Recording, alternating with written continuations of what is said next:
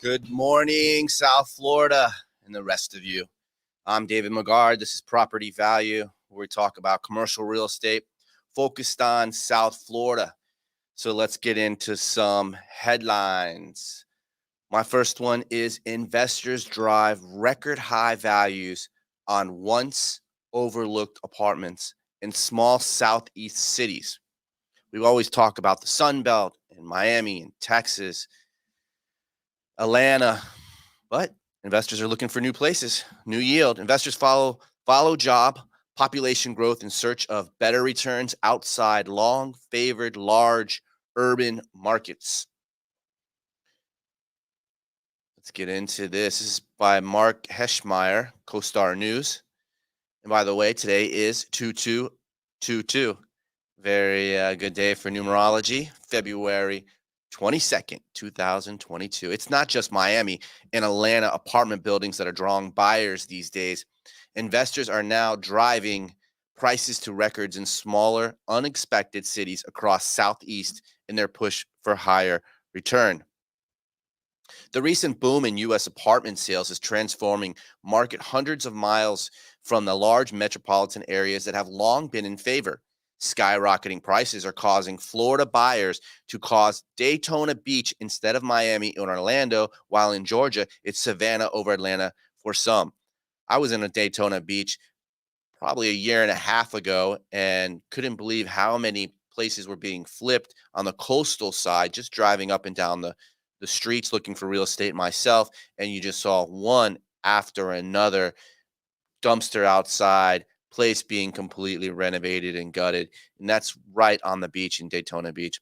So it all could add up to a surge in apartment development, new capital, and higher rents in coming years. Higher rents, and they've already surged, 20% in some areas, $300 to $400 in others. Across the Southeast, previously overlooked cities such as Auburn, Alabama, with roughly 64,000 people, Covington, Louisiana, with about 10,000 residents, saw the highest price ever paid in those markets for an apartment complex last year, according to CoStar data.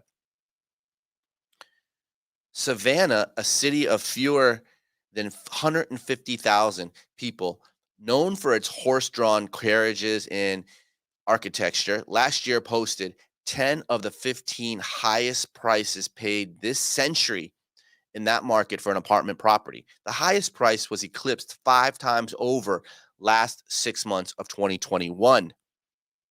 Apartment sales. Zoom into that. Look at that, just ramping up.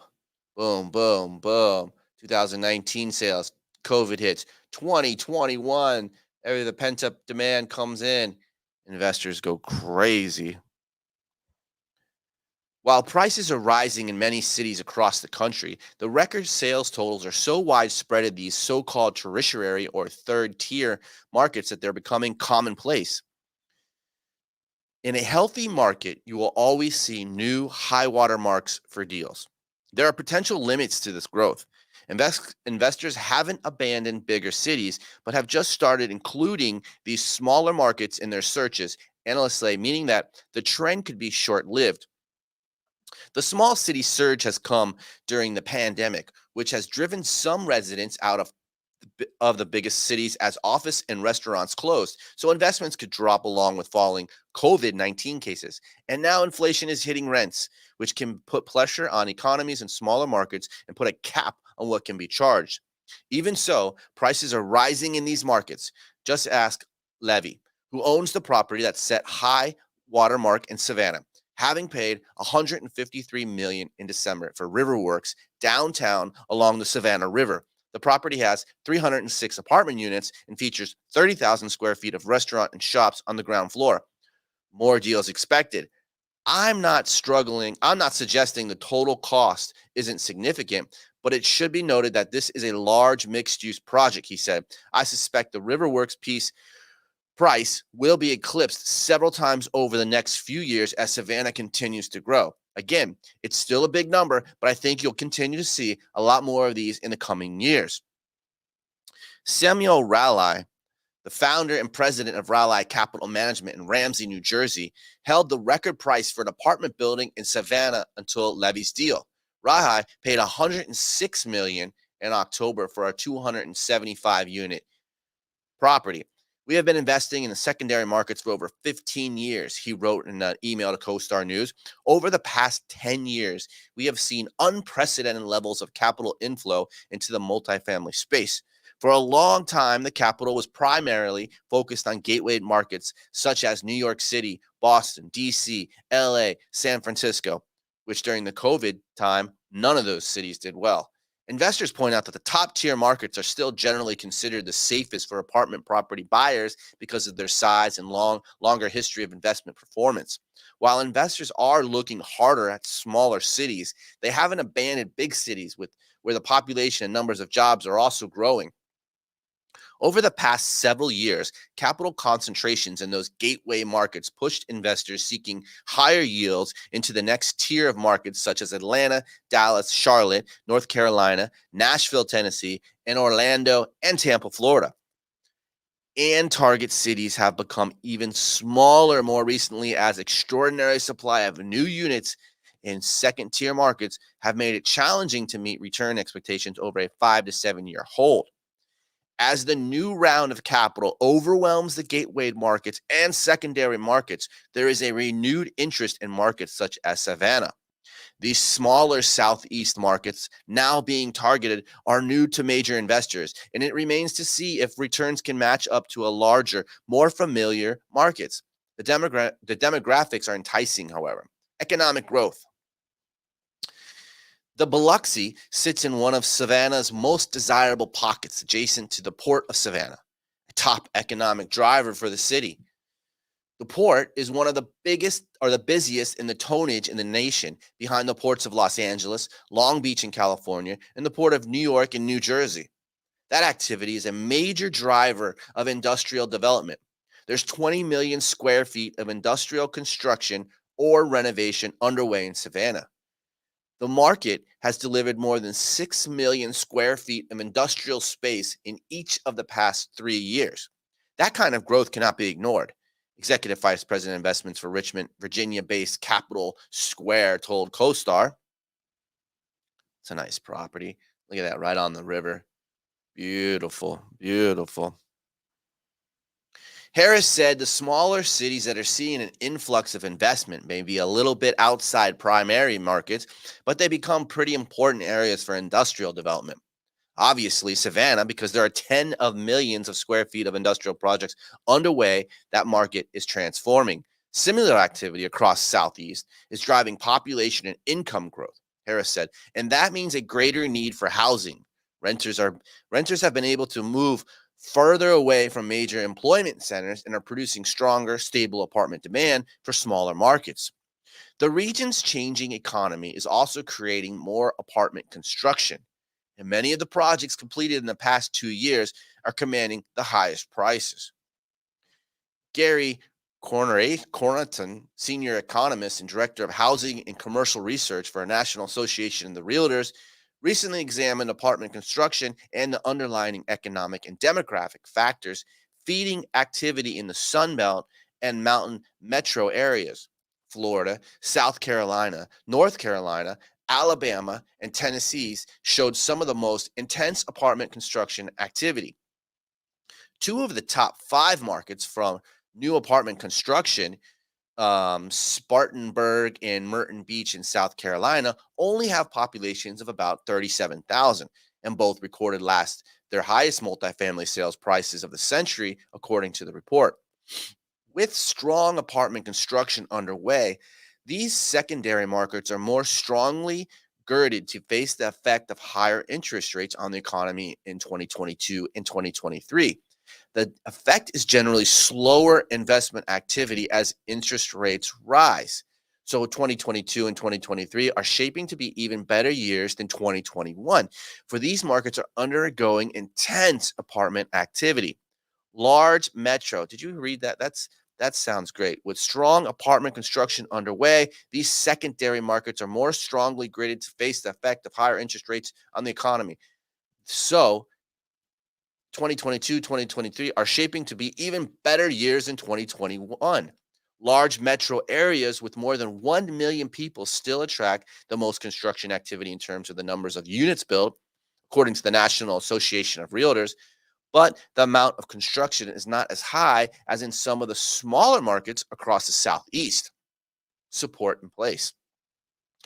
There's evidence to suggest strong support for the rise in the prices. Though its various platforms, Inland owns 8,000 units throughout Florida, Georgia, Tennessee, Alabama, Arkansas, and Louisiana. Inland purchases accounted for the highest apartment prices in Commerce, Georgia, Midlothian, Virginia last year. CoStar data shows.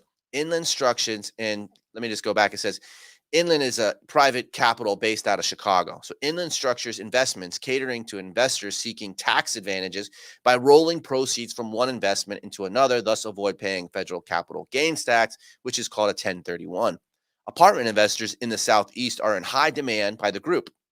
Lampe said that they are definitely a big part of what's steering activity in the region.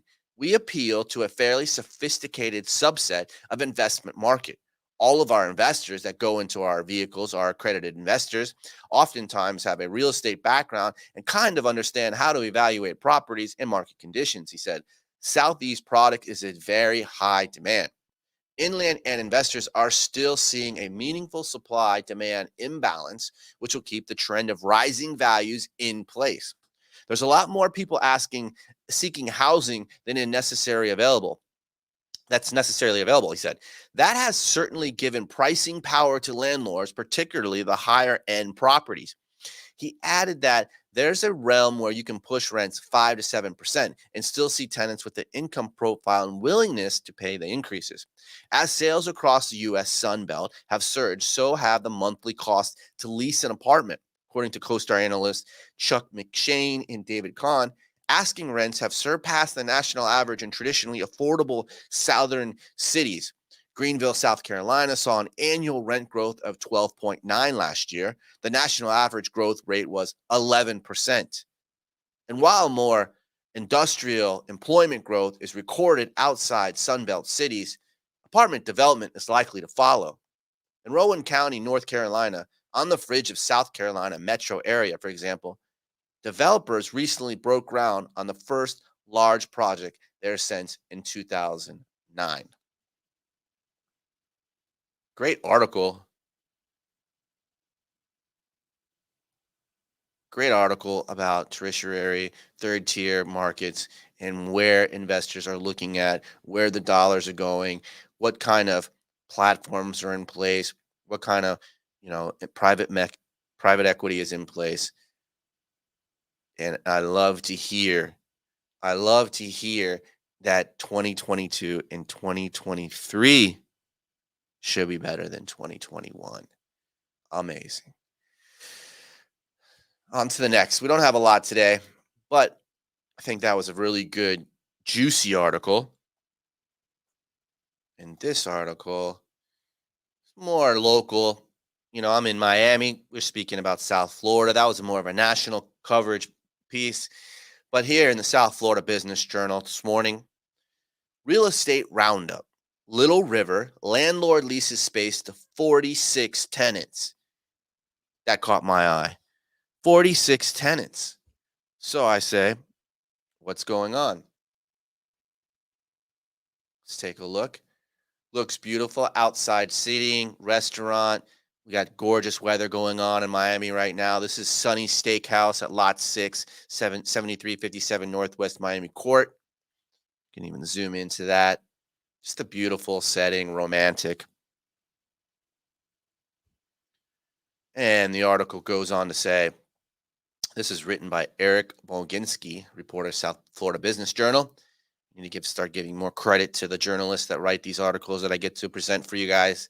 They're really articles that I'm supposed to, talk about and give some reaction to. And sometimes I just rip through them, but I'm blessed to have them out there. And these journalists are awesome.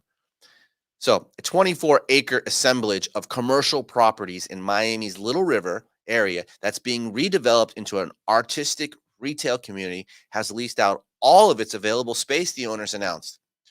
Nashville, Tennessee's based adventurous Journeys Capital Partners and Miami based MVW Partners co own the Little River Miami assemblage between Northwest 71st and 76th Streets and North Miami Avenue and Northwest 3rd Ave.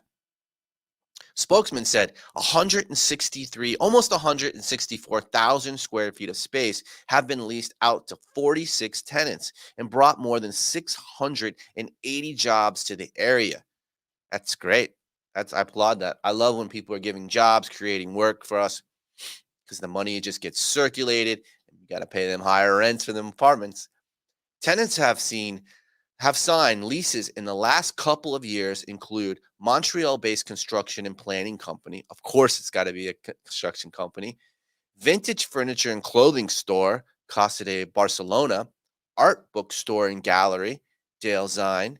Sleezine Interiors, Raymond Nichols Interior Design.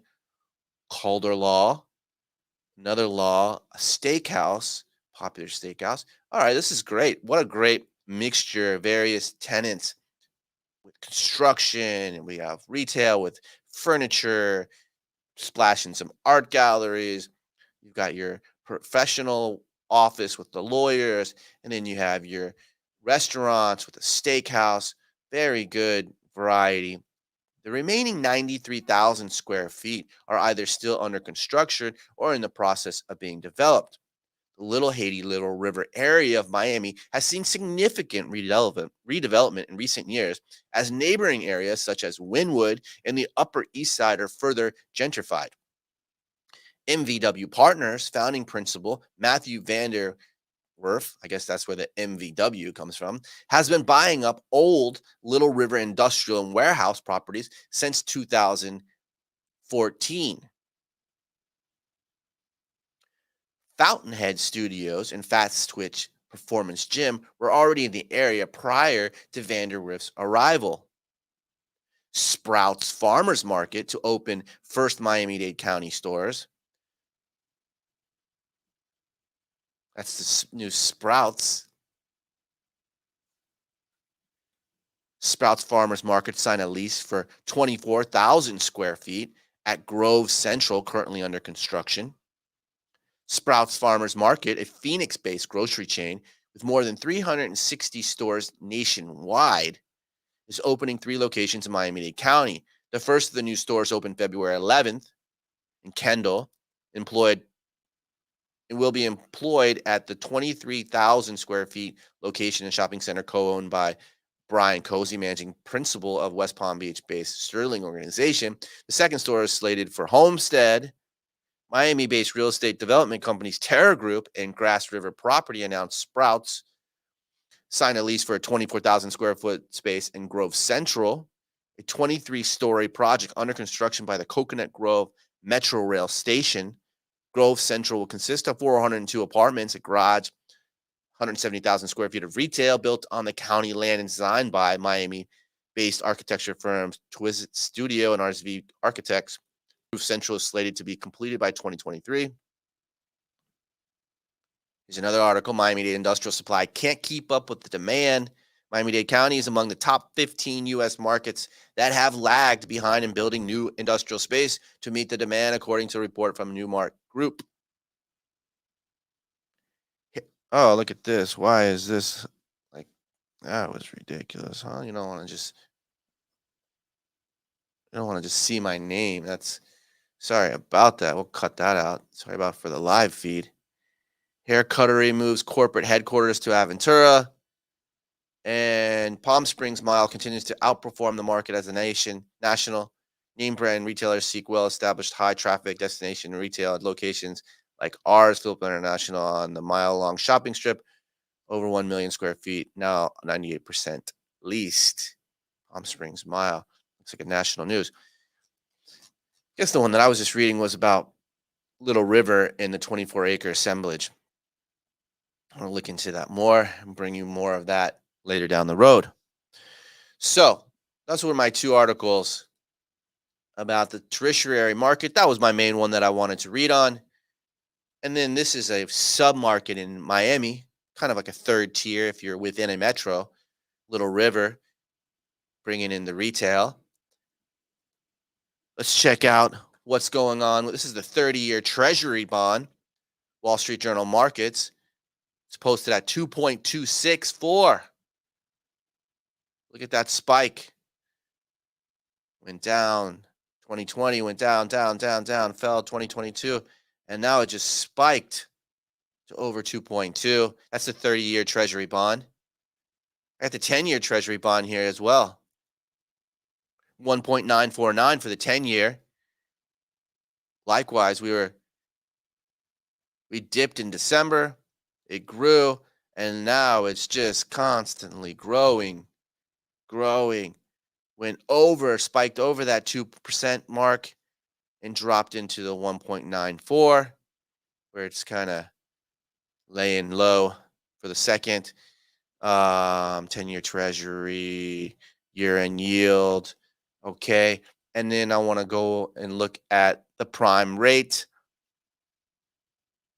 This is the 30-year fixed mortgage rate by Bankrate. It says the national average is at 4.23. National mortgage average, if you want to get your mortgage, 4.23. As you see, rates are increasing. Here's a 30-year. I don't know why that moved. Let me hit it. 30-year FHA, same thing, 4.24. Well, it says refinance, 30-year fixed, 4.23. Let's look at the 15-year fixed. Drops you down to 3.5. So if you can pay off that house sooner, stack that payment, you'll get a better interest rate at 3.54. How about a 10-year fix? You're really cruising. You get a 3.49. Looks like that 15-year one is really beneficial.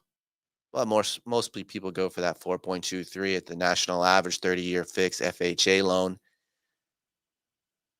Boom. That's it, guys. Girls, everyone, commercial enthusiasts in South Florida and in the nation. My name is David Mogard. This is Property Value that you've been listening to. I hope you have a great day today. It is February 22nd, 2022. Bye, everybody. See you tomorrow.